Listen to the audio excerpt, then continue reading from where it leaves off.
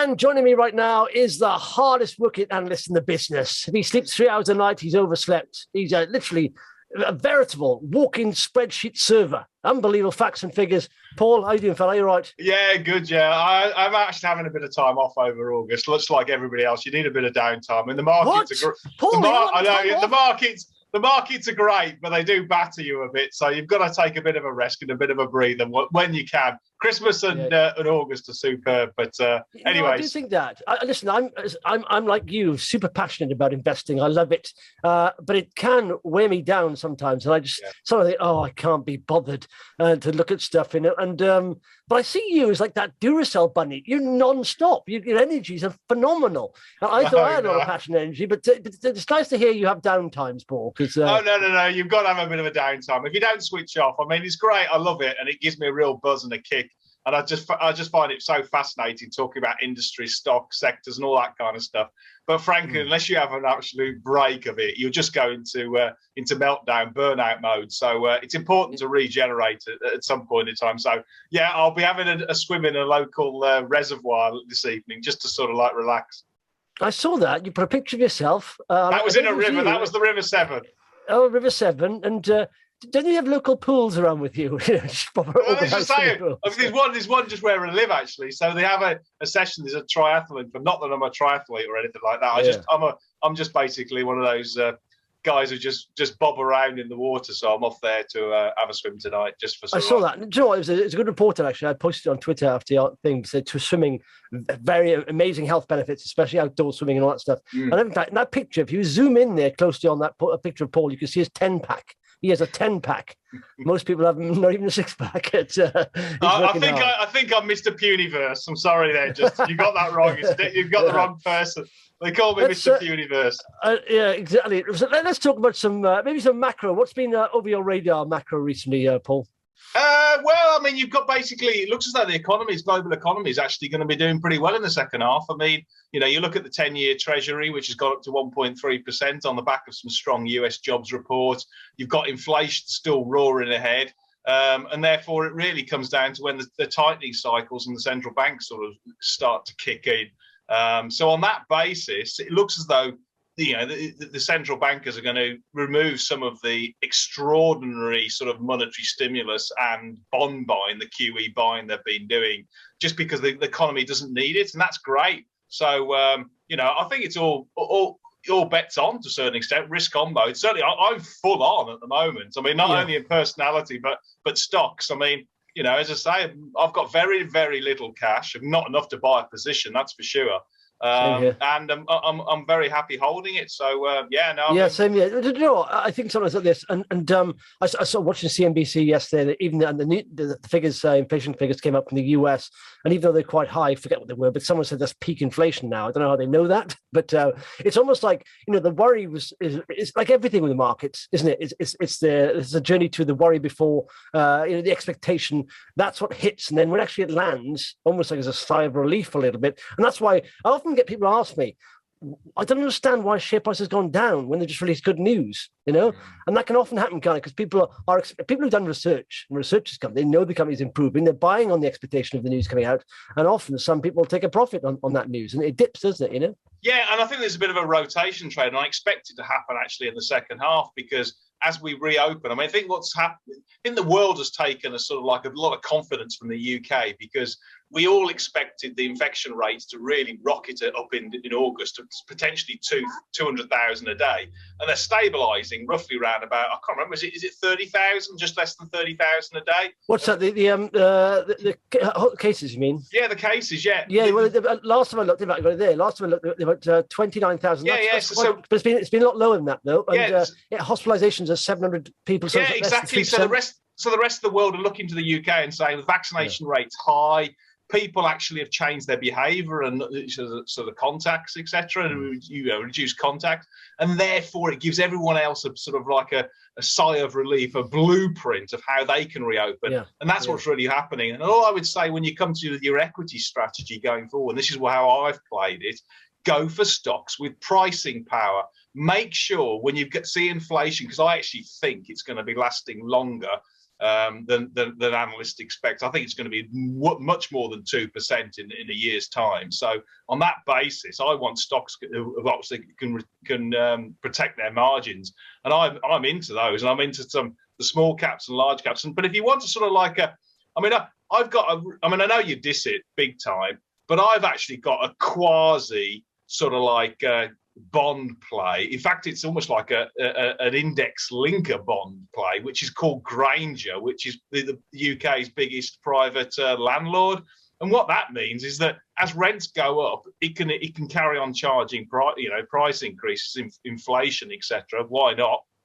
And it's got all the assets, and you get a decent dividend off the back. It's never going to be racing away. But if you want a rock solid, should be in theory a rock solid equity that is a quasi inflation-linked bond that pays you an earnings yield or return on capital employed of at least 7%, 6 or 7%. It's better than buying a gilt at 0.6%. So you can do things smart on low risk, or you can go all full bore into sort of high risk stocks. I would say, Justin, on some of your stocks, just be careful if we see that rotation away from super long duration stocks, EVs and this sort of stuff.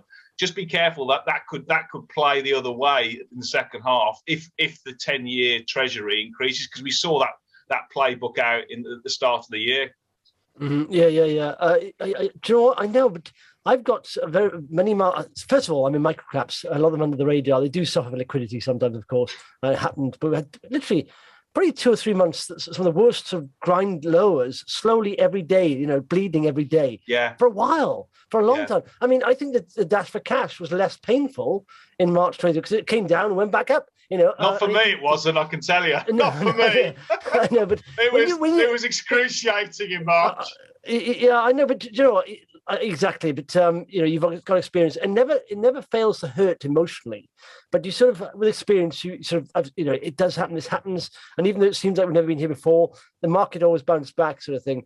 But when you see it drip sells month on month, your portfolio, majority of them are red pretty much every day. Psychologically, it's very hard, and that's, like I said, a lot of investing is about the psyche and the mental game. But in fact, you mentioned how sort of property there in Grainger and all that stuff.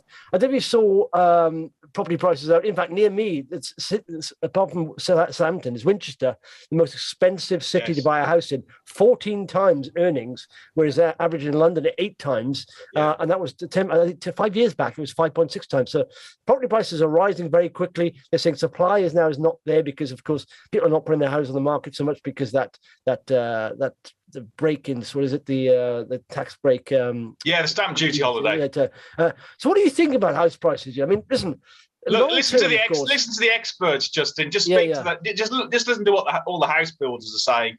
They reckon that regardless of the stamp duty holiday, the housing market, new build is still doing well. Which, if the new build is doing well, the second-hand sort of housing market will do okay.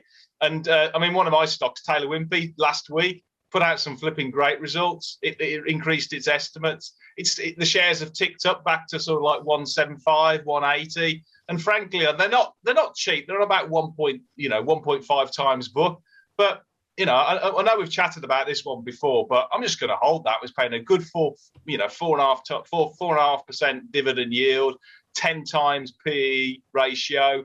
And, it could generate margins of 20-21% going forward because it bought sensibly its land bank or boosted its land bank at the height of the crisis last year. So just look at what the house builders are saying, and they're all saying the same sort of thing. Underlying demand is still pretty damn good, and, regardless of the stamp duty holiday. So, and that chimes with inflation, because where do you stick your money if you can get a super cheap mortgage at sort of 2%, you sort of stick it into a house that's growing at 2 or 3 or 4 or 5% per annum, don't you? Why not? Because it pays you. So housing market. Taylor Wimpey for me, I'm just going to keep it going. Grainger, I'm going to keep it going. No, I was going to say you chatted to one of my guys. One thing about that interesting thing about what you said there, but so sometimes. We get these macros. Sometimes I tend to ignore macro because I've made silly mistakes on, personal stocks. Just look at the macro picture. I thought sometimes there's no connection there sometimes. So we look at the housing market, and I've seen several people say we're in a bit of a bubble here, don't buy. And in fact, have you seen that guy, a very famous guy, and what's the guy's name? A book out, very famous book about buying houses and buying assets. But he said he reckons we're in a housing bubble. But like I said, if you look at the individual company sometimes and you see the demand is strong, surely you tend to sort of eschew or push away or ignore the macro picture if the specific company picture is very bullish, or do you say, hang on, we may be coming into some trouble? Listen, we're hardwired in the UK to always want property. It's never going to be, never going to have a massive sell-off, I know. But do you ever worry about the macro picture, a housing market, for example, when you're holding something like Taylor Wimpey, or just look at the individual company? No, of course I do. Yeah, no, absolutely. You've got to take it top level and bottom level. That's where it sort of dovetails. And there's lots of times you can speak to a company and frankly, they get stuck in the detail. These are guys that are only human. They get stuck into the detail and don't see what's happening elsewhere. But no, I mean, I just cannot see, with gilts, interest rates, mortgage rates so low and continue to be low because they have to be low because of the government debt situation mounting is going to be, is ridiculously high, and therefore the government will be paying huge interest charges if they went to. So on that basis, it's going to be cheap to borrow, continue to be cheap to borrow. Consumers are just cashed up. People have got shed loads of money. They just want to go out and spend. So why not buy a house, treat yourself, blah, blah, blah. And that's what they've been doing for the last 18 months. So the macro and the micro and the housing market, to me, looks pretty much aligned. But where does it get to the point, though, where people can't afford? And so where do you go from that? If in London, it's 8 times, in Winchester, it's 14 times earnings. Where do you get the point where you can't afford, or will the mortgage market have to stretch itself a bit further there? Yeah, but it isn't. We're not unaffordable. I think you're using the wrong user. You're using the same measure that we both grew up when we bought a house, because it was like 3.5 times salary. Yeah. That's just forget about that, Justin. The stuff they do on the mortgages now is what percentage is your mortgage payment going to be of your gross salary? And if you actually look at it on affordability, it's less than 50% in most places. It's sort of 40%, which is not dissimilar to what it was in our day because you had higher interest rates. That's how they back it up when they put to mortgages. So when you come to affordability, people can afford it because it's a certain. You look at percent. If interest rates went up, Justin, you'd be absolutely spot on. So. It isn't. It's affordable. No. Anyway, let's move on to one we both. Yeah, go on. Northbridge. You spoke to. First of all, I got to say, Peter, a lovely guy. I really liked him a lot. Just genuine, down to earth, lovely guy. Spoke to him. I thought, I like this guy. And he owns shares as well, doesn't he? He owns a big slug. Yeah. Well, I said that to him. I said, whenever I do the podcast interviews, I say, I want sort of 3 reasons why people should follow you, because they'll get your news then and read it, and research you more. And he said, I said, do you have any? And I said, do you have any skin in the game? Because that's always, for me, I always look for directors with skin in the game, and he does have skin in the game. But in my mind, I thought the company is doing very well. It's going in the right direction. And like I said, it's growing. It seems quite cheap. And I thought, they're in the right space. I like it a lot. And the moves they're doing strategically, they're heading into the very hot area, which is Crestcheck, of course. And all that. So I liked it a lot. Yeah, I did. And Peter's a lovely guy. I really liked it. Yeah, well, I mean, if you actually, interestingly, if anybody, investors haven't, run the slide rule over Northbridge, have a look at the accounts. And in the notes, you get a split of the return on capital employed of the two divisions between Crestcheck and Tasman. Crestcheck delivered in 2019 return on capital employed of over 20%. I think it was 22% if I remember rightly. Even last year in the pandemic, it delivered 15%. And it's the sort of like the Tasman side that's been struggling because it's more of the sort of the geothermal drilling, the gas, all that sort of stuff down in Australasia.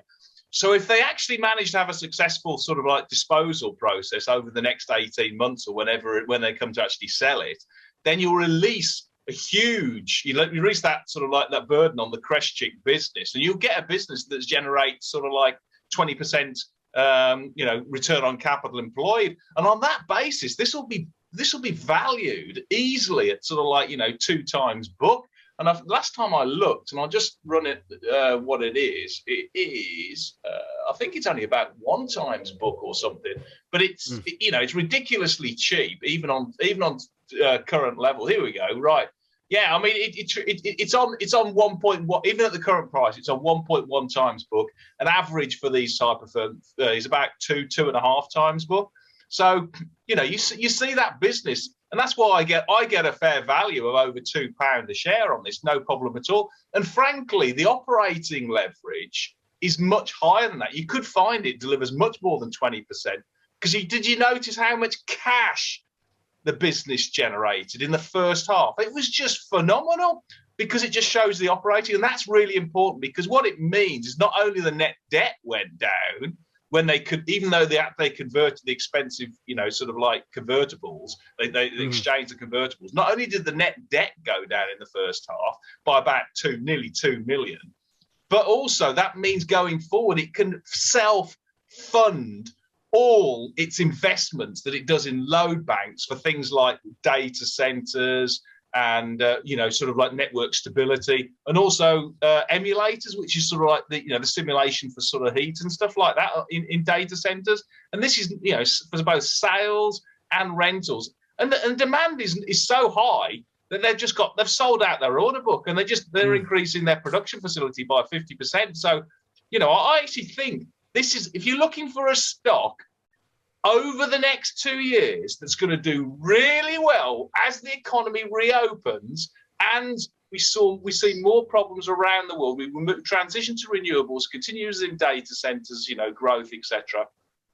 This one's going to have an absolute dream. It really is, in my view. So I'm holding it for long term. I've got a decent sized position in it, and as I've said before, it's one of my top two. I really do feel strongly about it. And did you sniff out who that major online retailer could be, who they've just signed? Well, exactly. I did say that. Yeah. So I'm very curious, but I suppose we can guess who it is. But yeah, well, I've got no idea. Okay, I've absolutely got no idea, because I haven't actually spoken to Peter, and I've got but I don't think if you said something like Amazon Web Services with data centers, then I would say that's probably not too far off. But I could be totally off.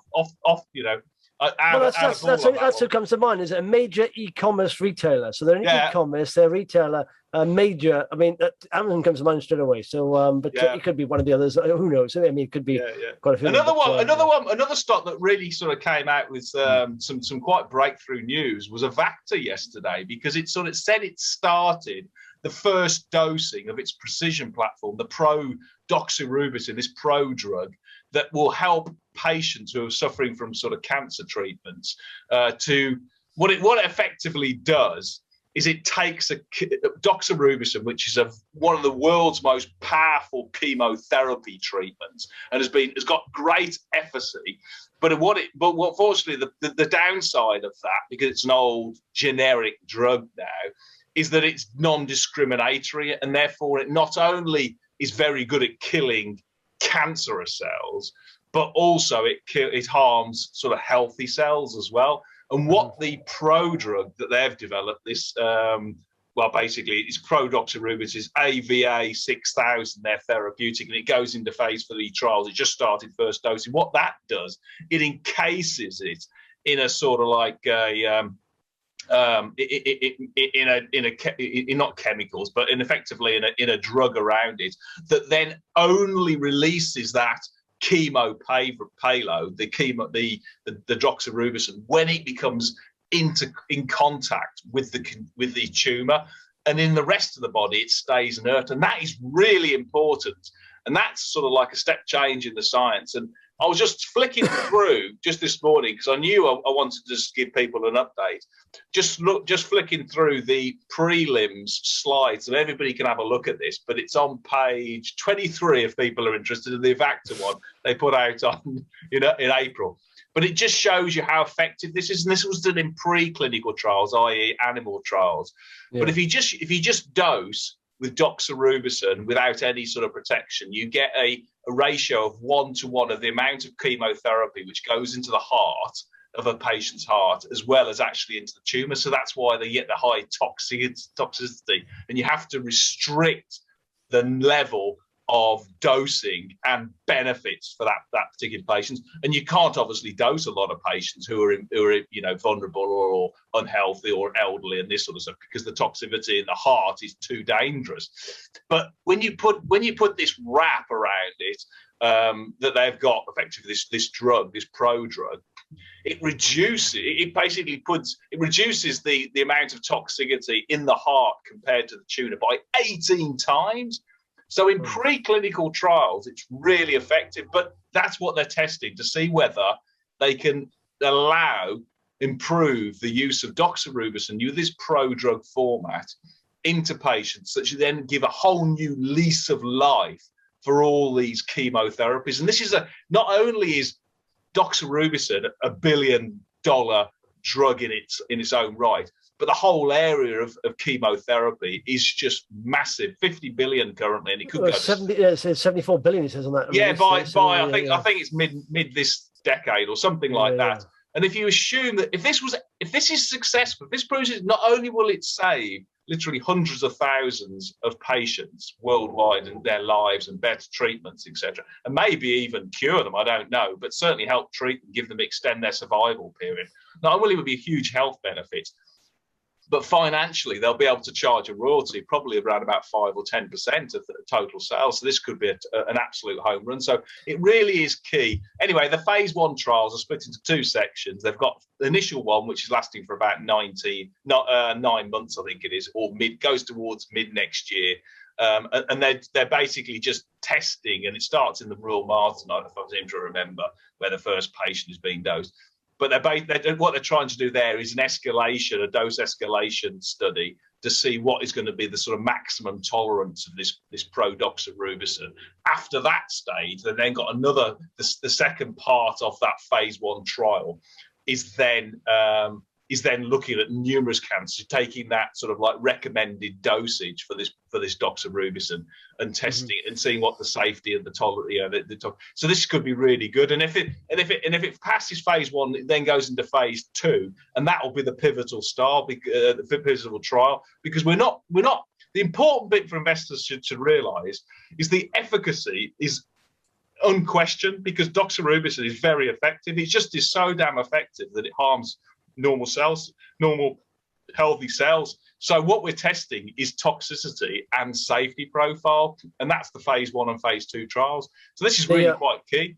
Do you know what? I know you're a fan of chart, but I mean, I know some people bought maybe at the wrong time here, too high here, because it's gone from 280 to 120. But good news is here, that 120, it's been here several times, and it's been a good support level. So, we may have seen, the bottom here in this stock, because it looks like it's just bouncing along 120 there. So, the reason for that, and it's Avacta is not dissimilar to all the other sort of COVID testing stocks. Yeah.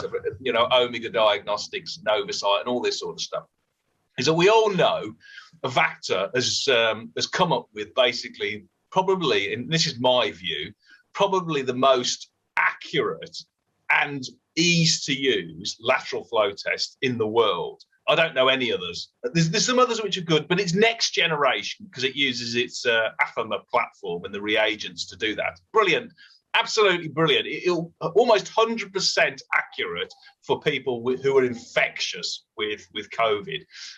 Almost as good as a PCR test, but not quite. But it's right up there anyway. Now, the reason why the whole sector has been hit is that surprisingly, the government so far, the UK government, who's probably the biggest buyer of all these sort of tests, PCR and lateral flow and stuff like that, haven't yet decided who are going to be their main sort of core scientific go-to providers. And Omega Diagnostics, who are part of a UK scheme, etc., are still waiting. Novacyte have been waiting. Abingdon Healthcare have been waiting. And likewise, the Avacta, with probably the world's best test. And then you've got to ask, why is that the case? And no, I frankly don't know. But if I guessed, okay, what I would say, it's a matter of time. It's not if, it's when.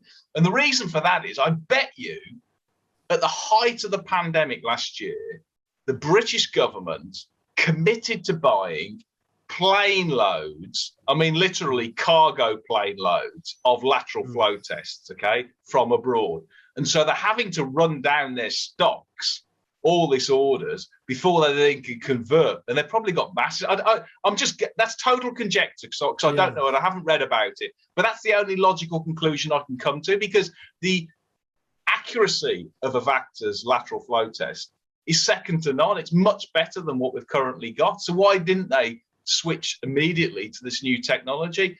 And it's funny. Everyone I see online, social media, puts their, they obviously hold interest in some COVID testing stocks, but they've had PCR and lateral flow tests, and they've turned over. It's always been made in China. And the one I had when I went abroad recently, again made in China. So I think they've bought a boatload from China. Yeah, exactly. Because it's actually, they buy it from America. It's an American supplier, but it's made out in China. Yeah, in China. I bet you they just committed to buying billions of these things. Yeah. When they fall through. But anyway, let's wait and see. I don't know. But the good news is that they're up and manufacturing their rapid lateral flow test. They're starting to supply to one of their distributors, and I think it's called Caliber Scientific. They'll be selling those. So that's great. So it works. The science, it's very effective. It's very accurate. It's easy to use. And they'll do commercial sales. There's no doubt about it. It's just that the big blockbuster stuff for the government has just taken longer, because I bet they've bought their stock for, they just went too heavy, too full on. I don't know. They must be getting through them, though, because I'm looking here, they're doing about 800,000 tests a day. So they're getting through them, Exactly, So wait and see. Another healthcare. So I touched base with, I touched base with Paul Jordan of AMYT, who's an absolutely fabulous investor into tech, but he's also he's a doctor. He's also really into the sort of medical side. Now, one company that has really sort of piqued my interest is Amryt Pharma. And I know you've spoken to these guys, but they've just basically bought a business on a stock-for-stock deal, chiasma out in the States and stuff. I think there's a 60-40 split of shareholders. And I can't understand why the shares are so, poorly valued, because they're only on about 2 times sales and sort of like less than 6.5 times EBITDA. If you go forward, if you believe the analysts, and let's say less than what? Sorry, EBITDA. What level? Less than 6.5 times EBITDA, and they're cashed up, etc. And he gave me an interesting perspective. He said basically a lot of it's just technical, because you've got a lot of US shareholders in chiasma who just don't want to hold UK stock. In fact, the problem they can't a lot of the time, so they've sold down, which has impacted the price of Amryt shares. So actually, I think this is a good buy. I mean, if you actually look at they've got about 4 commercial products now on the market. They've got a couple ones they've been selling, which are growing, doing really well, which is to improve sort of people's diets, etc. And they upgraded their estimates from the back of that. They've got the ones from chiasma now, which is actually pretty much a breakthrough. I think it's a sort of like their first. It's the first oral tablet that treats people with sort of like a rare growth condition. To sort of, you have enlarged hands, face, and feet and stuff. You have people with that very, very unfortunate sort of like that condition. And then they've got this breakthrough treatment called oleogel, which is actually trying to get FDA approval to help treat and people with this really debilitating and rare skin condition that means you haven't got the right protein in your skin to hold it together. So if you put your clothes on it, it just rips it to pieces. And it's obviously, and so I think if you were looking for a healthcare stock, and it's a market cap of, I'm looking at yesterday. 260, is it? 300? It's more than that. I've got, what have I got? I've got nearly $700 million market cap. Yeah, and it's cash. So, I think it's a bit of a buy and build, but that one still looks absolutely, right in the crosshairs for those. So, and another popular one, which was again being battered because of COVID, the actual, as we say, people moving away from it, is HeiQ. Have you ever come across those guys? No. They basically do sort of like microbial technology for fabric and textiles, and they're quite unique. And the IPO. Yeah, no, I talked to them on the IPO. Sorry, that's why once I've talked to them, on the IPO, recently. Yeah, well, their first sort of lead product that sort of caught people's attention was Vibroblock, that you put this chemical when the fabric's manufactured into it, and it protects the person with, say, like a face mask. And Paul was great because he actually he showed me this face mask whereby it had a Vibroblock layer on the outside and a Vibroblock layer on the inside, antiviral, that killed COVID when it was in airborne, etc. And obviously it did well, and then, you know, basically because of the sentiment towards COVID, that's come off. But it isn't just that. It's got basically a portfolio of technologies that improve the performance of textiles and fabrics whilst they're actually sort of like, you know, being used. And you can put it into all kinds of different sort of fabrics. And they just signed an agreement with Lycra just recently. Yeah. So, you know, it just shows you who they are.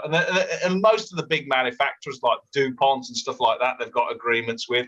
So I think this is, you know, what's the ticker there again?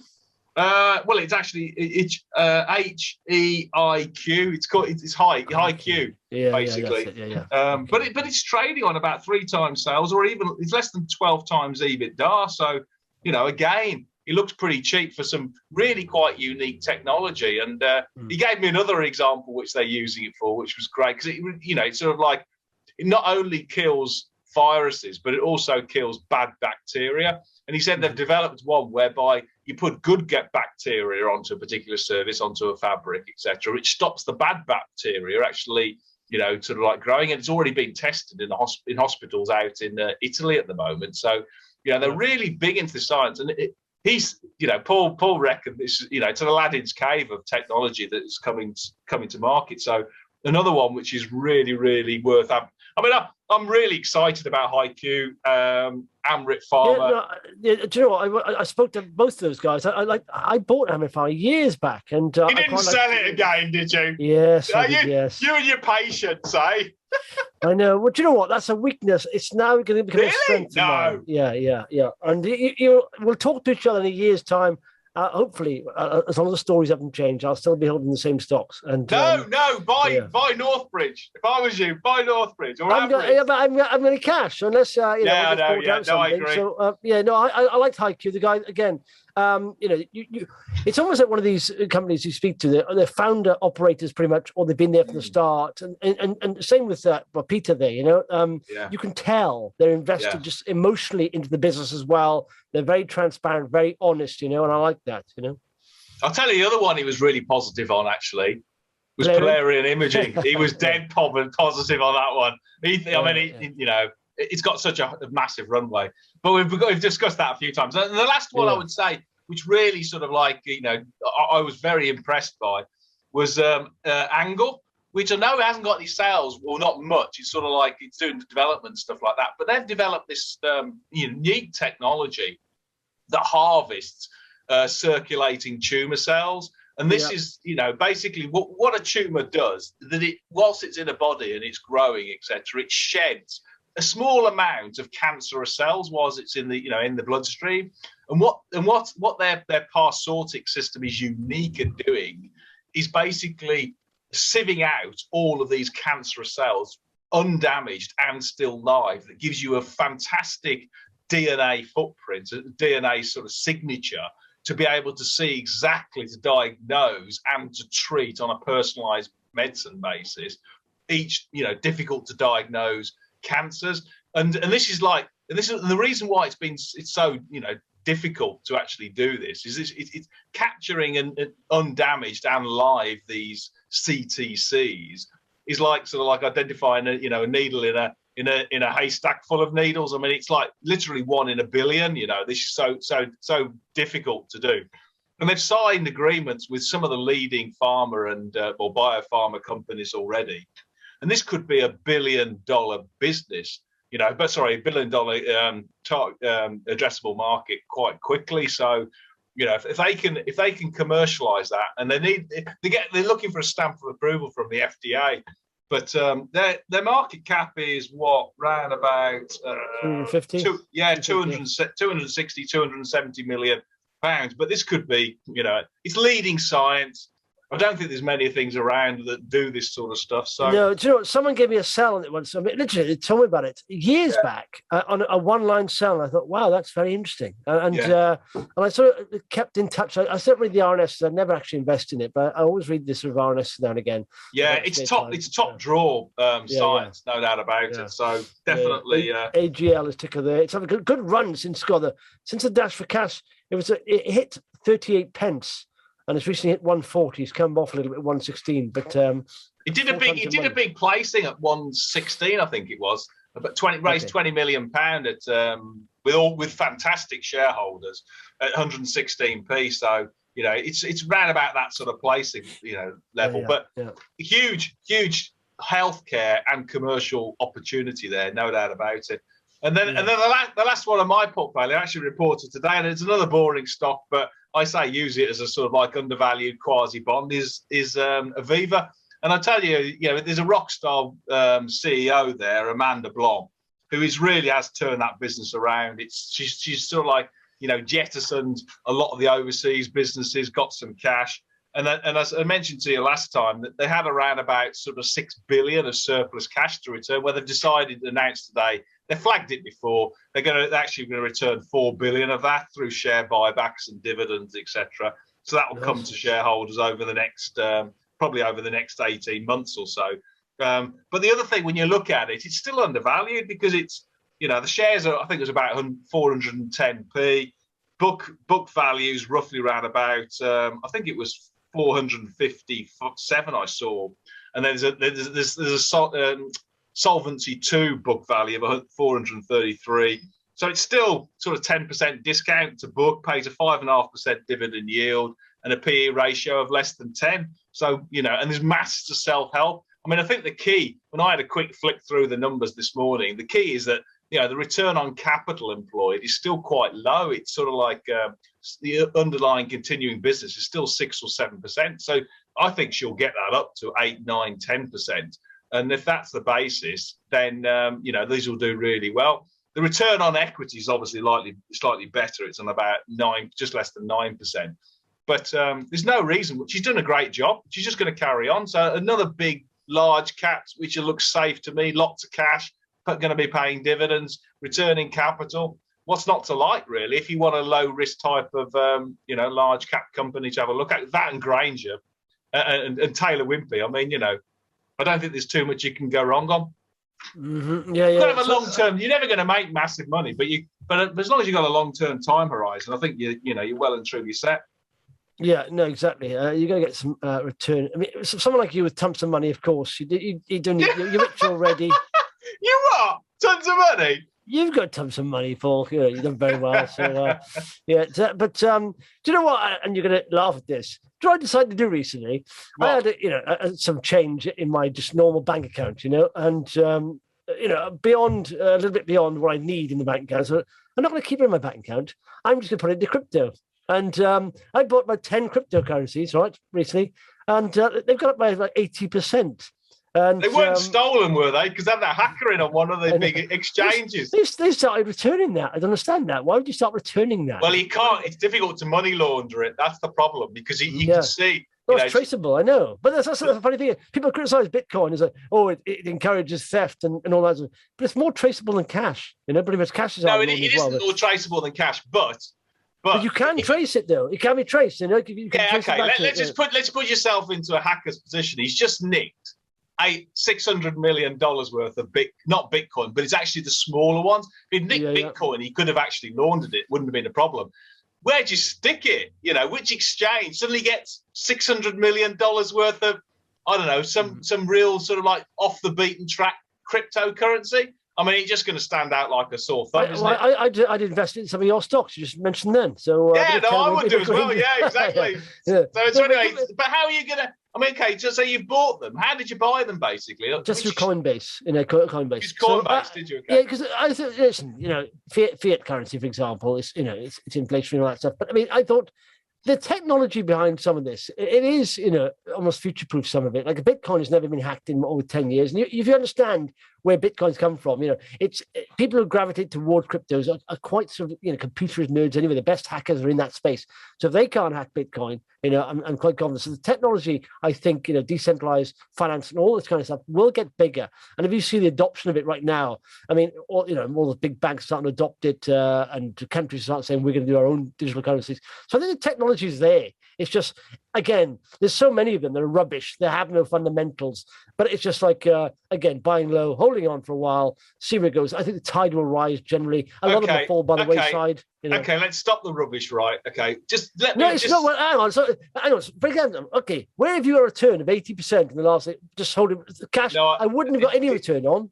It's gambling money. Let me just give you. Everything's gambling. Everything's gambling. Investing no, it gambling. It's just the odds. It hey, it's odds. Yes, it is. It's just the odds you're willing to accept. I mean, you can manipulate odds better. I'm gonna put a big spade into that argument, Justin. Yeah, so you can take it out or dig further. I don't know. Okay? No. Just listen to me. Just listen to me. It's staking money to make more money. Just listen to me. Odds differ on different investments, of course. Where you get gambling is horse racing odds against. If you're an equity analyst like yourself, you can get odds on, of course. Yeah. Now it's still gambling, but the chance you getting returning money are better. Just on crypto, I wasn't talking about general. Just on crypto, okay. If the governments decide to introduce their own crypto digital currencies, okay, let's just assume that's the case, like China. That is the case. It's going to be the case. Okay, right, okay. So they do that, okay, and to basically avoid all the money laundering and organised criminals, they then force and tell their banking system, you cannot ever going forward use these non-licensed, non-regulated cryptocurrencies. What do you think that's going to do to Bitcoin? I know, but listen, Paul. I'm just saying, okay? First of all, that's a massive if, okay? No, it isn't. It is not. It is. And then you talk about China. China is a democratic society. They're now shutting down businesses.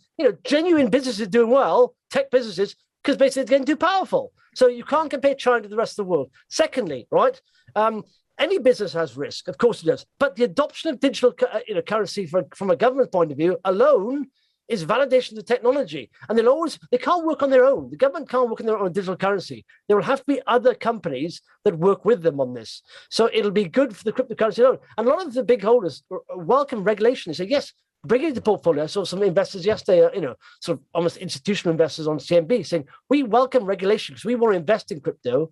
But at the moment, it's not, aligned to us. And so we need that, it will happen. I think it's good for it. I think it's generally good. You can't compare China. China's just, do you know what China's doing? I know, but just think it's not a big if, okay?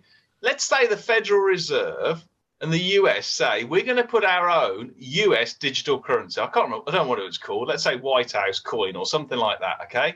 And then why would they have another cryptocurrency that's legal tender, that's able to use? They're decentralized. You can't. So that's like saying that the US government's having one currency, saying we're not going to deal in other currencies. You can't trade other currencies with our currency. Simple as that. It won't work. They can't stand alone. They can't stand alone. They can't have one currency and that's it. They can. Have that. They can. So what about effects then? You can't trade anything. So when you say you can't trade it, you only don't have to be in America. The exchanges don't have to be in America. They can be anywhere. No, I know, but let's just assume they say to all of their US banks, you cannot deal in Bitcoin. You can deal in the US new, sort of like cryptocurrency, but you can't. We're going to force you not. You cannot deal in any other cryptocurrency because we don't trust it. It's basically money laundering. It's basically anonymous. I'll tell you that is not a big if. They're not going to say that. They're not going to say that. They are. They are. I can tell you they are. They're not. What they're going to do is basically bring in tax, and that's what they do at the moment. They're saying that you have to report profits, exchanges after all. They're not going to say you cannot deal in cryptocurrency. No, they're not. They're going to say or Bitcoin. Have they said that with any other currency ever? They will. They have. If you look at what happened when they banned online gambling in 2006. In the States, they said to their US, but the Wire Act, which came in. Hang on a second, that's gambling. This is a currency. No, well, I know, but there's so much. Okay. Gambling. If to the majority of people, honestly, there's only, if you look at the volume on Bitcoin, the majority hold Bitcoin. It's not, they don't gamble it. It's not gambled. All I would say is that is, in my view, that is opinion. I know it's opinion. Actually, in my view, that is what's going to happen. If they decide, lock, stock, and barrel, to introduce their own national digital currencies that's going to be legal tender, they will tell their banks, they will force their banks not to deal in stuff that is non-legalized and regulated. So unless Bitcoin can get legalized and regulated, it's in my view, it's doomed. Yeah, well, it'll go that route. It'll have to go that route. Well, there you go. I think, but that's not doomed. Of course, it's not. It is. It's not. Okay, so let's just assume. Okay, it'll add liquidity. If you're allowed to trade, I mean, if you go a big government of digital currency, it'll add liquidity to exchanges. Okay. So you've got 22 million Bitcoins, roughly, or 21 million. I can't remember how much it is after mine the whole lot. Hang on, let me say one thing. Have you seen 21? Have you seen the liquidity on these exchanges? Rubbish. Phenomenal. It's phenomenal. They're not. It's rubbish. No. Listen, I looked yesterday, right? For example, if you look at the smallest for cryptocurrency on Coinbase, it's about 35 million market cap. Right? That's what it is. It's chilling over about a tenth of that every day just on one exchange. And the liquidity is phenomenal. There's hardly any spread there. Okay, phenomenal. Okay, let's just assume, right? The 21 million. You've got to get up with it, Paul. Get some crypto, fella. You need to. You're nuts, mate. 21 million Bitcoins. Okay, how many do you think are owned by criminals? Let's just, I don't know. Nobody knows. Well, exactly. We both don't know, so let's not discuss that. What I do know is but I bet you institutional banks are investing in crypto. Why are they doing that? I bet you probably 50% is by. So if you have hang on, you're just guessing that. You're a man of figures. You can't just guess it.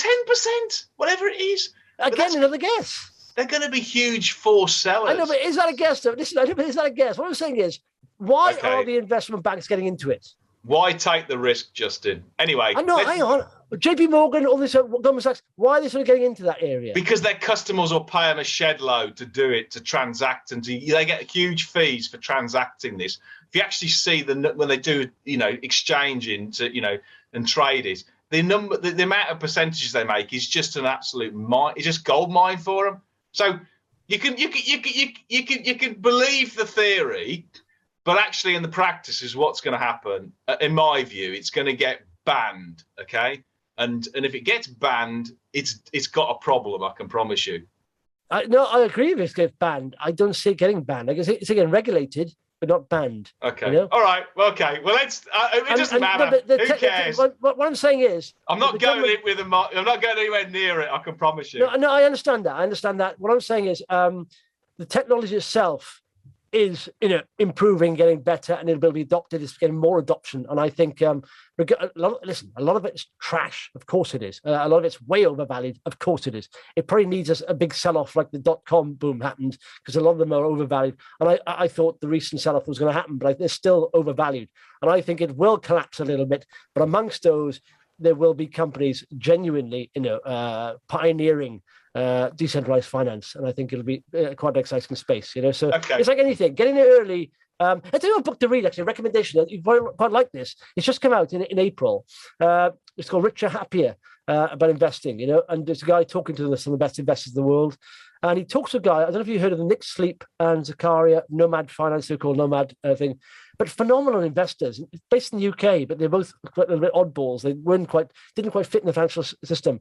But they got into stocks like Amazon at $30 a share. They got into ASOS very early. And it's very interesting to see when the big crash happened, they still held through that. But they had so much self-doubt about it, and all that stuff. But do you read financial books at all? I mean, are you into that? I listen to it on the audio books, but do you read them at all? I've read the Buffett one, Snowball and stuff like that, and read a few of them. But to be frank, most of it, the best way of really learning your emotions is getting involved. Absolutely, and I agree with that. And I keep saying to people, listen, this game, it is 95%, 99% emotional. You can pick a winner, but you can sell it way too early. There are plenty of people who picked Amazon when it was cheap, Didn't hold on, didn't make money. I've done it many a time. Anyway, the main thing is that you and I love it, so it keeps us happy, and that's why we have passion. We wouldn't argue unless we had passion. I mean, it is. And like you said, every now and again we do get worn down, and you go for a swim in the river. I'm going camping this weekend. Are you? I don't want to go camping. If you're going in the forest, take some midge protection. Yeah. I said to my wife, I have a theory about camping. The kids love camping. The adults hate it. We just want the home comfort. So we buy enough equipment to make it like the home. But it's never quite like the home. Yeah, so it's never quite like the home, but you've invested so much into it. It's like plowing your money into a failing business. You fail to believe it's a loser. You go, invest more. It's averaging down until it give up in the end, and just got this load of a garage full of camping equipment you did sell at a discounted rate. So so we're going camping, and it'll switch off. It's good actually because no internet connection, pretty much there. So it's just brilliant. Well, I hope you have a great time, and we'll touch base in a couple of weeks' time. Marvellous. Thanks, Paul. You can catch this, by the way, obviously on podcast. If you listen on podcast, it's also on YouTube. And if you listen on, if you like watching our faces, then hit that subscribe button, notification bell, and you get it to your inbox next time we release one. Thanks very much, Paul. Yeah, cheers.